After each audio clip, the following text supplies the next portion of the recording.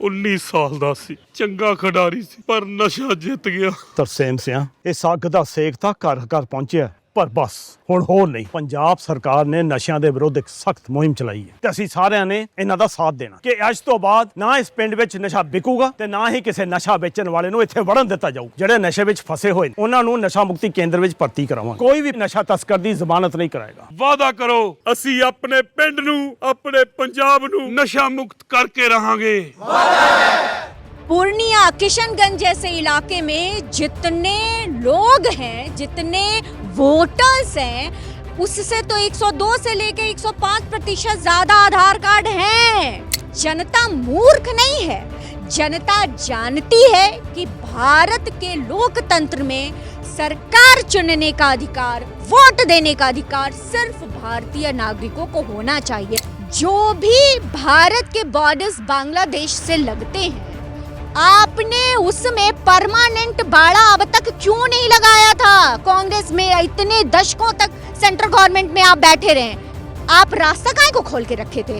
अगर मैं सही हूं तो लगभग 300-350 किलोमीटर का एरिया ऐसा है जहां ममता बनर्जी जमीन नहीं दे रही हैं पश्चिम बंगाल से कि उस पे बाड़े लगाए जा सके। 2003 में ये जो हवा के चिचिया रहे हैं कि 1 महीने का समय, 1 महीने का समय, 2003 में भी 1 महीने में ही हुआ था।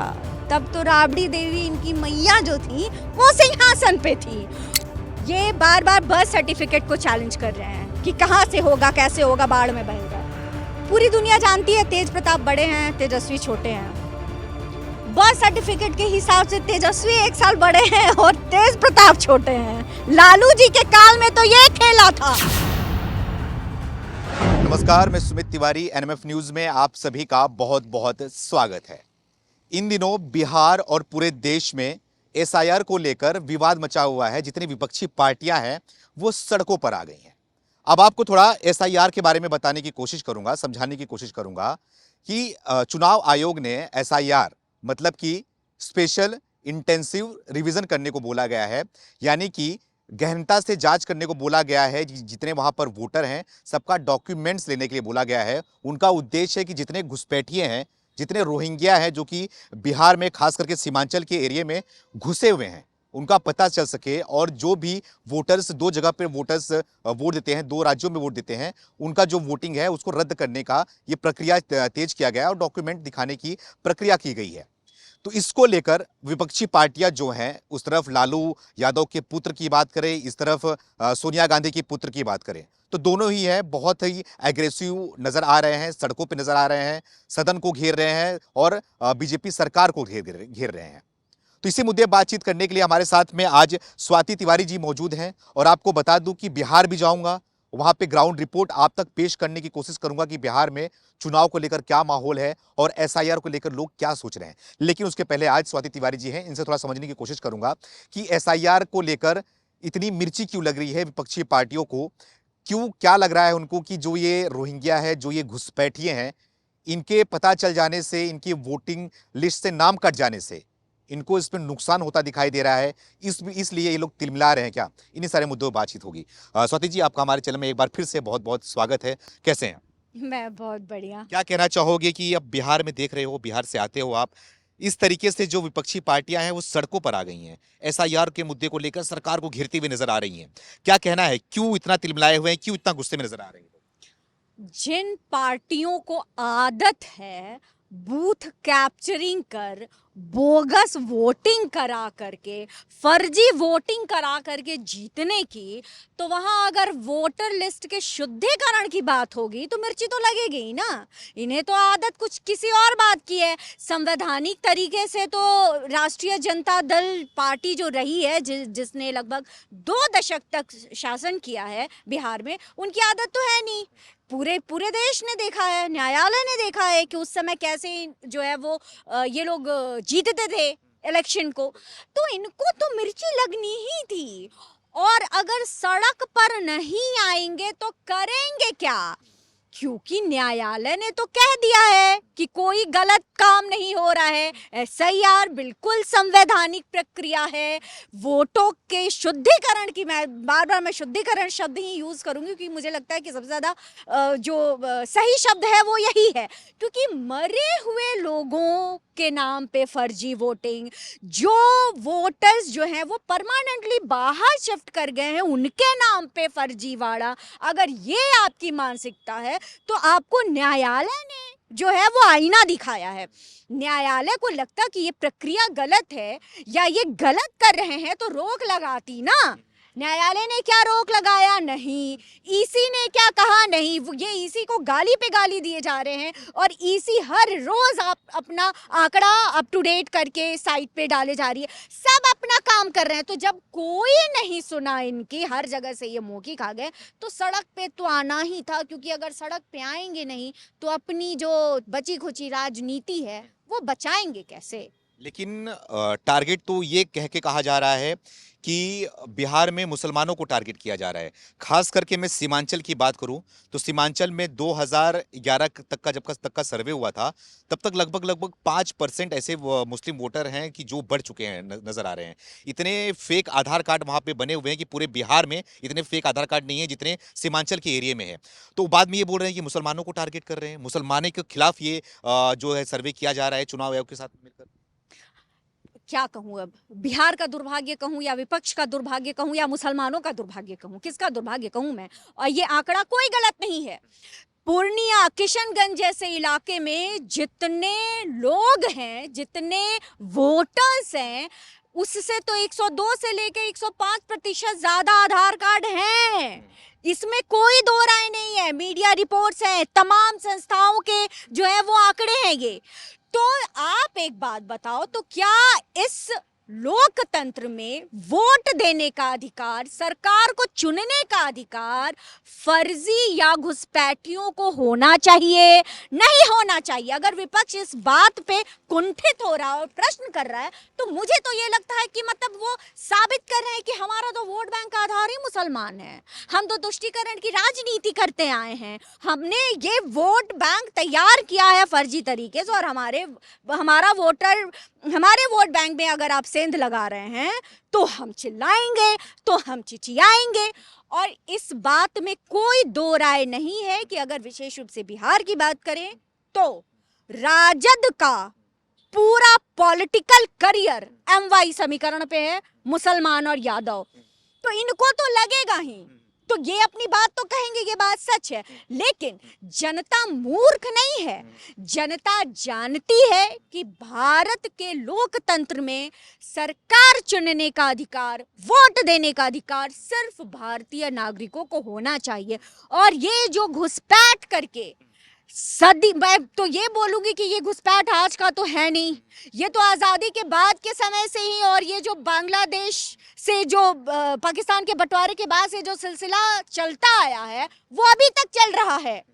ये सरकार सुनिश्चित कर रही है। मैं बहुत सिंपल सा प्रश्न आपके दर्शकों के सामने रखूंगी, आपके दर्शक जागरूक है, वो बिल्कुल मेरी बात समझेंगे। जो भी भारत के बॉर्डर्स बांग्लादेश से लगते हैं, आपने उसमें परमानेंट बाड़ा अब तक क्यों नहीं लगाया था? कांग्रेस में इतने दशकों तक सेंट्रल गवर्नमेंट में आप बैठे रहे, आप रास्ता काहे को खोल के रखे थे? घुसपैठियों को आने के लिए खोल के रखे थे। आज जो इस सेंट्रल गवर्नमेंट ने बाड़े लगाने का काम किया है, उसमें ऐसे लगभग, अगर मैं सही हूं तो लगभग 300-350 किलोमीटर का एरिया ऐसा है जहां ममता बनर्जी जमीन नहीं दे रही हैं पश्चिम बंगाल से कि उस पे बाड़े लगाए जा सके। तो आप चाह रहे हैं, तो प्रत्यक्षम किम प्रमाणम, जब आप ही घुसपैठ करा रहे हैं और इन घुसपैठियों को येन केन प्रकारेण देश के विभिन्न कोनों में, विशेष रूप से जहां मुस्लिम आबादी ज्यादा है, वहां बसा करके, दिल्ली में भी ये हुआ था, हमने देखा था, भर भर करके वापस किया गया था। और आप देखिए ये लोग घुसते किधर से हैं? बंगाल की ओर से, वहीं से आते हैं। और सबसे ज्यादा अगर आप डेमोग्राफिक चेंज देखेंगे मुसलमानों का तो कहाँ है? बंगाल, सीमांचल, बिहार। तो ये तो आपकी रणनीति है जो भारत के लोकतंत्र को, इसके वास्तविक जो हकदार हैं, जो वास्तव में यहाँ के नागरिक हैं, उनसे छीनना चाहते हैं। तो सरकार नहीं होने देगी, न्यायालय नहीं होने देगा, चुनाव आयोग ये नहीं होने देगा। सवाल इस पे ये उठ रहा है ना कि अगर चुनाव आयोग बोल रहा है कागज दिखाने को तो क्या दिक्कत है? इसके पहले सीएनआरसी के बारे में इतना बड़ा देश भर में हुआ बनाया गया था कि कागज क्यों दिखाएंगे, कागज क्यों दिखाएंगे। वो ठीक है, सरकार का फैसला था, सरकार के बारे में कुछ बोल रहे थे। अब तो चुनाव आयोग मांग रहा है ना, आपका डेटा मांग रहा है, वो कागज मांग रहा है। कागज दिखाने में दिक्कत क्या है? आपत्ति क्या है कागज दिखाने में? इनको क्यों कागज दिखाने में तिलमिलाए इसलिए है क्योंकि कागज है ही नहीं, तो दिखाएंगे क्या? और एक आपके दर्शकों के लिए एक और बात बता रही हूँ, ये जो तेजस्वी यादव हैं वो 100% डोमिसाइल 100% डोमिसाइल चिल्ला रहे हैं ना पिछले 4-5 महीनों से।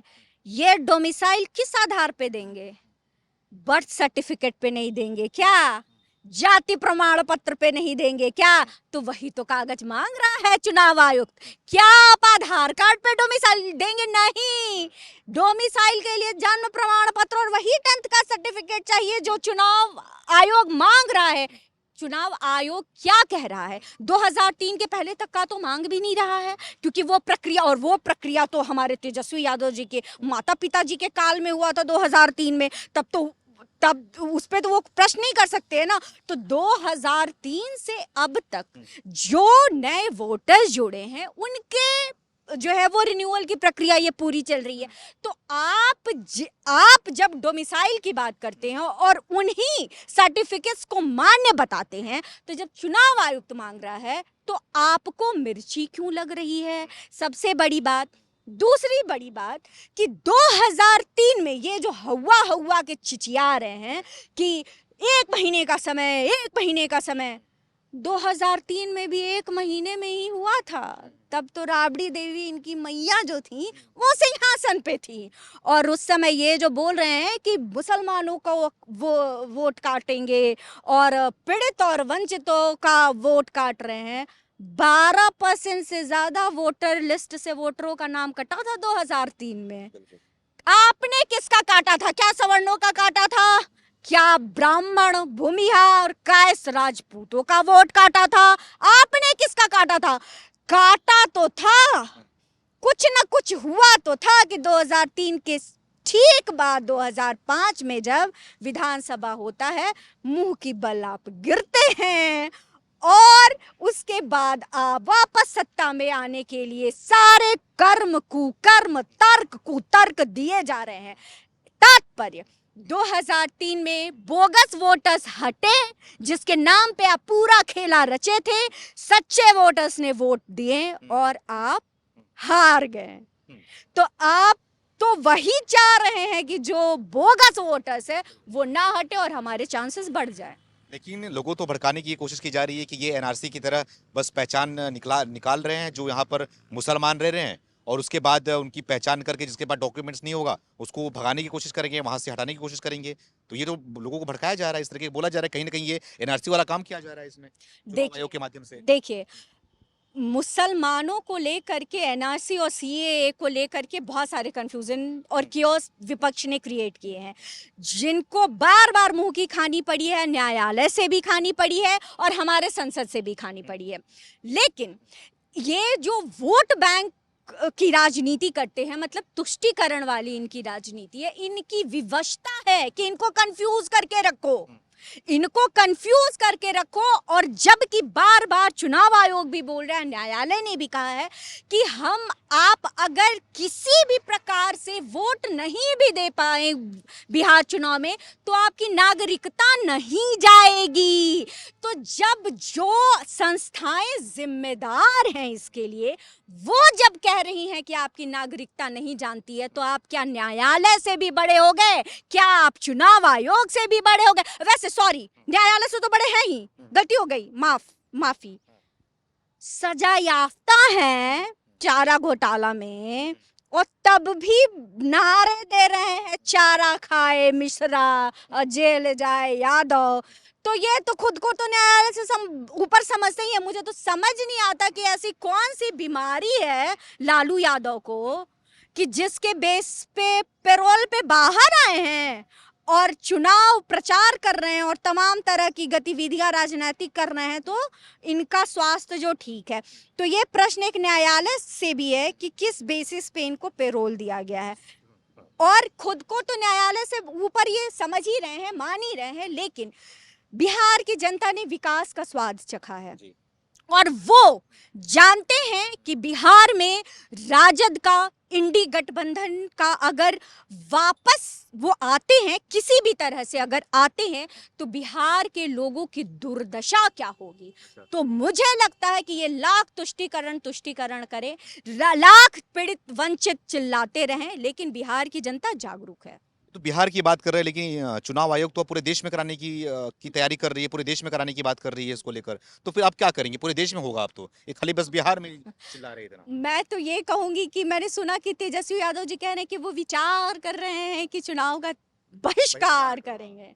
अब चुनाव का बहिष्कार करके ये जनता का तिरस्कार कर रहे हैं कि अपने पिताजी का तिरस्कार कर रहे हैं, जिन्होंने जेपी आंदोलन से देश और समाज बदलने का संकल्प लिया था, जिसके खिलाफ लड़े, जिस मिसा के खिलाफ लड़े, उसी मिसा के नाम पे अपनी बेटी का नाम रखे, फिर गलबैया करके उन्हीं के गोदी में जा करके बैठ गए और उन्हीं से जो है वो सत्ता चलाने की बात कर रहे हैं। खैर देखिए, ये लोग जो हैं, इनके पास कहने सुनने के लिए और धरातल पर इनका बेस अब कुछ नहीं रह गया है।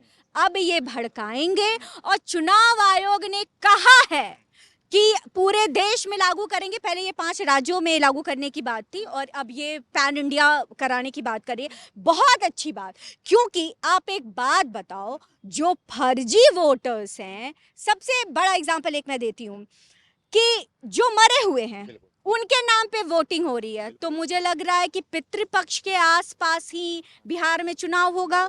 इस पितृपक्ष में उन मृत आत्माओं के आत्मा की शांति के लिए उन वोटर आईडी कार्ड्स का पिंडदान हो ही जाना चाहिए, उन्हें वोटर लिस्ट से बाहर कर ही देना चाहिए और ये पैन इंडिया बिल्कुल होना चाहिए। क्योंकि बात अगर मरे हुए वोटर्स की हो, बात अगर बोगस वोटिंग की हो, या किसी के भी 2-2 जगह के वोटर आई कार्ड की बात हो, देखो जैसे कि क्या होता है अक्सर कि शादी हुई, वहां का वोटर आई कार्ड मेरा मायके का, मैं गई ससुराल, वहां का भी बन गया। वो सेम राज्य में भी हो सकता है, अलग राज्य में भी हो सकता है।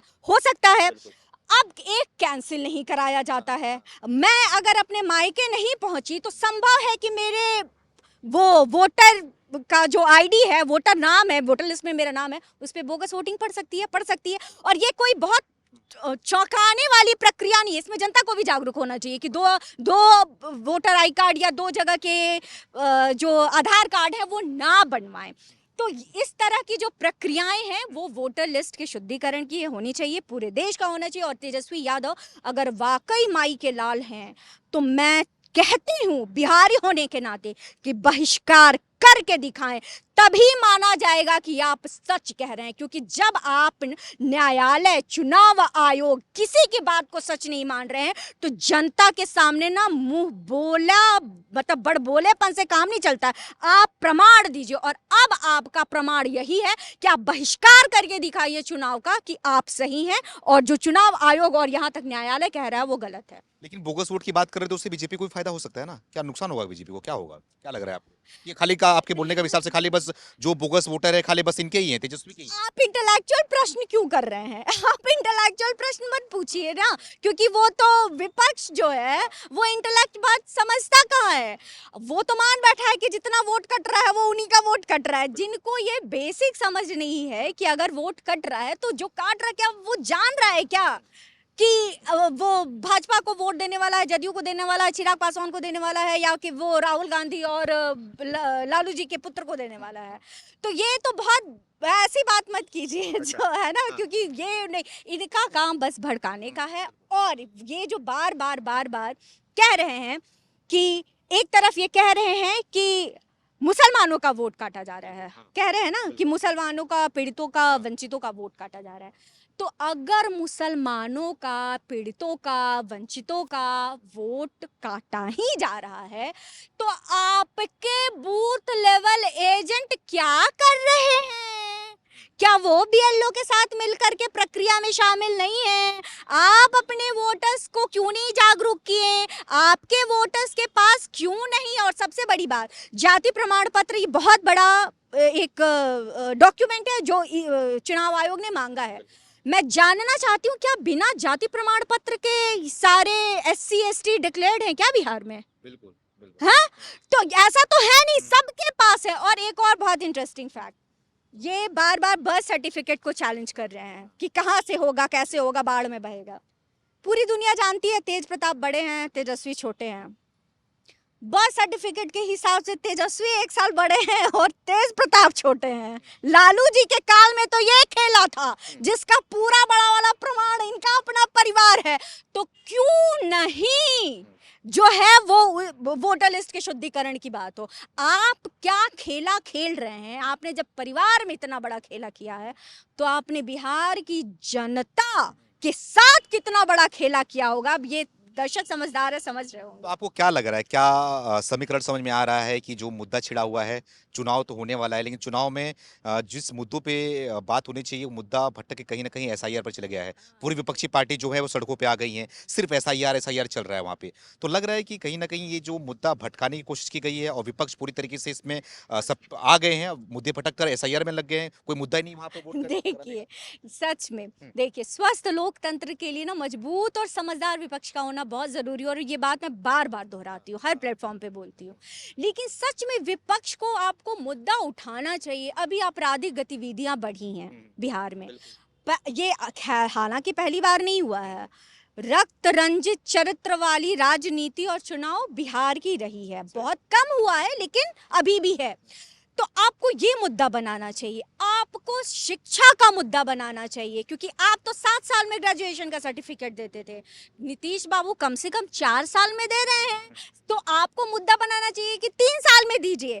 आपको जहां जहां केंद्र सरकार ने घोषणा किया कि यहाँ एयरपोर्ट बनाएंगे, यहाँ चीनी मिल खोल देंगे, वहाँ जो है वो IIM बना देंगे, आपको वो मुद्दा बनाना चाहिए। क्यों नहीं बना रहे हैं? और अगर आप ये मुद्दा बनाएंगे ना तो जनता जुड़ेगी आपके साथ, क्योंकि जनता को लगेगा कि ये हित की बात आप कर रहे हैं। जनता तो जान रही है कि भैया हमारे पास तो कागज है। आपने जनता को सड़क पे देखा क्या?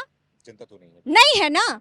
तो ये सबका ठेका ले रखे हैं क्या? पता ही नहीं, इनका फुल फॉर्म ही नहीं पता जनता को, क्या है SIR क्या है। क्योंकि जनता जानती है कि वो वोट देगी, अगर सच्चे हैं तो। उन्हीं के मन में खलबली होगी जो घुसपैठिए हैं और जो मृतक हैं। खैर वो तो कुछ जानते ही नहीं है कि उनके नाम पे बोगस वोटिंग पड़ रही है। और जो अगर दूसरी जगह परमानेंटली शिफ्ट हो गए हैं वो थोड़ी आएंगे। अब परमानेंटली शिफ्ट हो गए तो वो तो वोट देने आएंगे नहीं। तो ये जो सबका राजनीतिक ठेका ले रखा है, ये एक्चुअली इन्होंने ठेका अपनी बची खुची राजनीति बचाने का ले रखा है। और बहुत इंटरेस्टिंग होगा देखना बिहार चुनाव की जनता किस ओर मुड़ रही है, किस ओर जा रही है। और ये जो मुसलमान और सीमांचल वाला एरिया है ना, ये सच में बहुत इंटरेस्टिंग होने वाला है। और ओवैसी साहब जो हैदराबाद से कूदे थे, बोले भैया हमको मिला लो। तेजस्वी बाबू बोले नहीं, क्योंकि वो तो उन्हीं के वोट बैंक में सेंध मार देते फिर, है ना। तो हालांकि मूर्खता का काम किया है, मैं ये भी बात बोलूंगी, मूर्खता का काम किया है। लेकिन फिर भी वो उनका अपना निर्णय, अपने पार्टी और अपने गठबंधन का निर्णय। बिहार की जनता जान रही है कि वो वोट देने जा रही है। जो घुसपैठिए हैं उनके मन में खलबली है और ये खलबली मची रहनी चाहिए।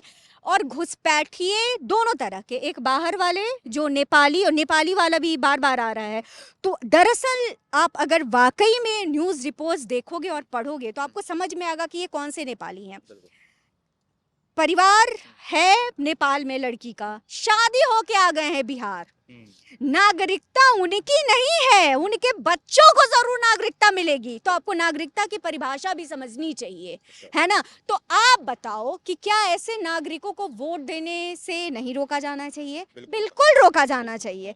और एक और बात कहूंगी मैं कि ये मुसलमान जो बार बार कह रहे हैं, वहाँ के जो असली बासिंदे हैं बिहार के, जो मुसलमान हैं, वो जान रहे हैं कि वो वोट देने जा रहे हैं, वो वोट देंगे, उनकी वोट काउंटिंग है।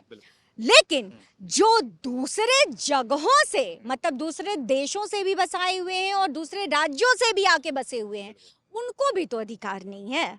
आपको दो स्टेट में या एक ही स्टेट में दो जगह से वोट देने का तो वोटिंग राइट नहीं है। अब कोई जो संस्थाएं हैं वो कह रही है कि आपको एक ही वोटिंग राइट है, तो अगर ये कह रही हैं और चुनाव आयोग उसको करवा रहा है और सरकार उनके साथ है, तो आप अगर कह रहे हैं कि गलत है, तो मैं तो कहूंगी कि आप धृतराष्ट्र हैं कि गांधारी हैं, पता नहीं।